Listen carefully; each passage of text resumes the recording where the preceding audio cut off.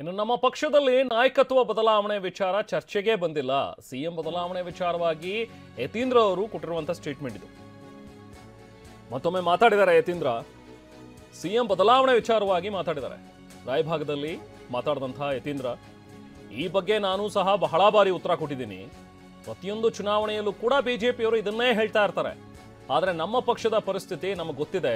ನಾಯಕತ್ವ ಬದಲಾವಣೆ ವಿಚಾರ ಯಾವುದೇ ಹಂತದಲ್ಲೂ ಕೂಡ ಚರ್ಚೆಗೆ ಬಂದಿಲ್ಲ. ನಮ್ಮ ಹೈಕಮಾಂಡ್ ಸಹ ಸಿಎಂ ಬದಲಾವಣೆ ಇಲ್ಲ ಅಂತ ಹೇಳಿದೆ ಅನ್ನೋ ಒಂದು ಮಾತುಗಳನ್ನ ಮತ್ತೊಮ್ಮೆ ರಾಯಭಾಗದಲ್ಲಿ ಮಾತನಾಡ್ತಾ ಸಿಎಂ ಪುತ್ರ ಯತೀಂದ್ರ ಸ್ಪಷ್ಟಪಡಿಸಿದ್ದಾರೆ. ಕೂಡ ಉತ್ತರ ಕೊಡ್ತಾನೆ ಇದ್ದೀನಿ. ಇದು ಮೊದಲ ಬಾರಿಗಲ್ಲ, ಬಿಜೆಪಿ ಅವರು ಹೇಳ್ಕೊಂಡೇ ಬರ್ತಿದ್ದಾರೆ. ಇದೇ ರೀತಿ MP ಎಲೆಕ್ಷನ್ ಆದಾಗಲೂ ಹಿಂಗೆ ಹೇಳಿದ್ರು, ಮೂಡಾ ಕೇಸ್ ಆದಾಗಲೂ ಹೀಗೆ ಹೇಳಿದ್ರು, ಬದಲಾಗ್ಬಿಡ್ತಾರೆ ಅಂತ ಹೇಳಿ. ಬಟ್ ನಮಗೆ ಗೊತ್ತಿರೋಂಗೆ ನಮ್ಮ ಪಕ್ಷದ ಪರಿಸ್ಥಿತಿ ನಮಗೆ ಗೊತ್ತಿದೆ. ನಮ್ಮ ಪಕ್ಷದಲ್ಲಿ ಯಾವುದೇ ಕೂಡ ನಾಯಕತ್ವ ಬದಲಾವಣೆ ಅಥವಾ ಮುಖ್ಯಮಂತ್ರಿಗಳ ಬದಲಾವಣೆ ವಿಚಾರ ಚರ್ಚೆಗೆ ಬಂದಿಲ್ಲ.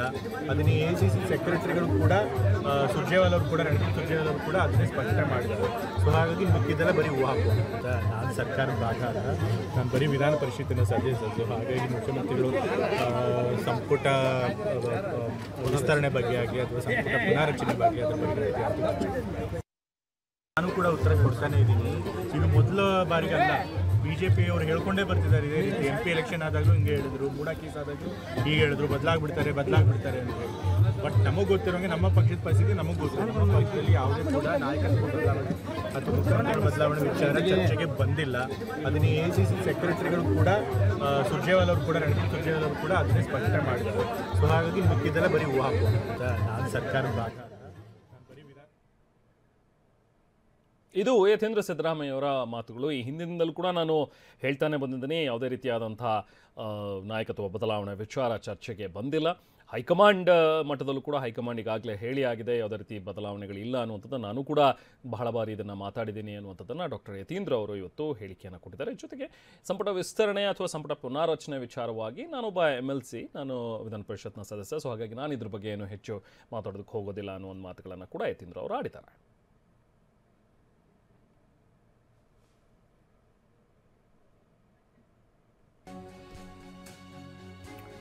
ಇನ್ನು TB ಜಯಚಂದ್ರ ಅವರು ಪ್ರತಿಕ್ರಿಯೆ ಕೊಟ್ಟಿದ್ದಾರೆ DK ಸಂಕಲ್ಪದ ಬಗ್ಗೆ. ಪ್ರತ್ಯಕ್ಷವಾಗಿ ಕಾಣೋ ದೈವ ಅಂದ್ರೆ ಅದು ಹೈಕಮಾಂಡ್, ನಮ್ಮ ಕಾಂಗ್ರೆಸ್ ಪಕ್ಷಕ್ಕೆ ಅಂತ ಹೇಳಿ ಬೆಂಗಳೂರಿನಲ್ಲಿ ಮಾಜಿ ಸಚಿವ TB ಜಯಚಂದ್ರ ಅವರು ಹೇಳಿದ್ದಾರೆ. ಜನರಿಗಿಂತ ದೊಡ್ಡ ದೇವರು ಯಾರೂ ಕೂಡ ಇಲ್ಲ.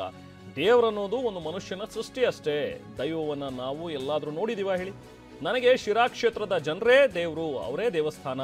ನಮಗೆ ಕಣ್ಣಿಗೆ ಕಾಣಿಸೋದು ವರಿಷ್ಠ ನಾಯಕರು. ಯಾವುದೇ ಪಕ್ಷಕ್ಕೆ ವರಿಷ್ಠರೇ ಮುಖ್ಯ ಆಗ್ತಾರೆ ಅಂತಲೂ ಕೂಡ ಮಾತಾಡಿದ್ದಾರೆ TB ಜಯಚಂದ್ರ. ಮುಜರಾಯಿ ಮಿನಿಸ್ಟರ್ ಆಗಿದ್ದರು. 34,000 ದೇವಸ್ಥಾನಗಳು ನಮ್ಮ ವ್ಯಾಪ್ತಿಯಲ್ಲಿ ಬರ್ತಿದ್ವು. ದೇವರು ಅಂತಕ್ಕಂಥದ್ದು ಮನುಷ್ಯನ ಸೃಷ್ಟಿ, ಅದನ್ನ ನಂಬಿಕೆ.